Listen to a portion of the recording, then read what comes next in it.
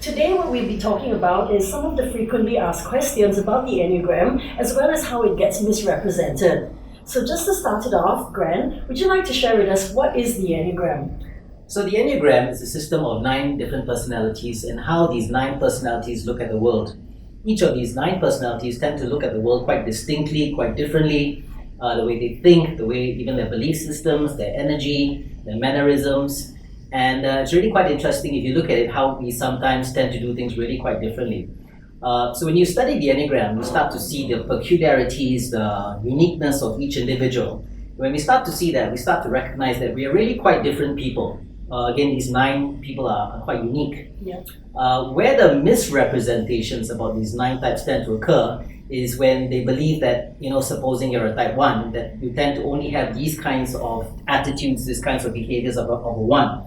Or if you're a 7, you tend to only behave in such a way, or even 9s just have got distinct ways.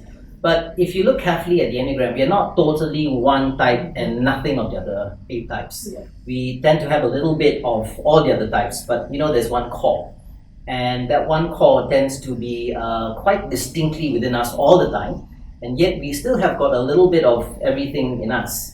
What we've noticed in a lot of workshops is people tend to overdo that type. Mm-hmm. So supposing if they're a 7, sometimes people tend to be overly playful because they believe this is my identity, this is the way I think, this is the way I believe, and this is my energy, so this is who I am, and they tend to overly do that and forget that actually there are another 8 kinds of ways of being, Mm-hmm. which they tend not to display even though it is within them as well. Yeah. So they tend to box themselves, thinking that because they're only of this type, Right. that these are the expected behaviors that they should be. Yes. All right, and that kind of limits them in who they really are, That's all that true. hidden potential that they have within themselves Yeah. that they're not allowing themselves to explore. That's true. Yeah.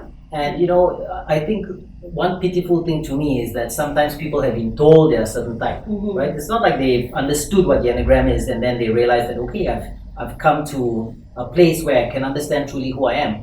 But sometimes they're told they're a certain type and then they start to believe and behave that certain type, Mhm. which is not really in sync with who they truly are. Yeah. So they limit themselves in that way. Yeah. And then they start to wear masks as well. Mhm. So, this is a common misrepresentation, especially when we do certifications and people recognize that they have either been typed already, they start to behave according to that type, and then some real funny behaviors, some funny attitudes start to show up in the classes. Mhm.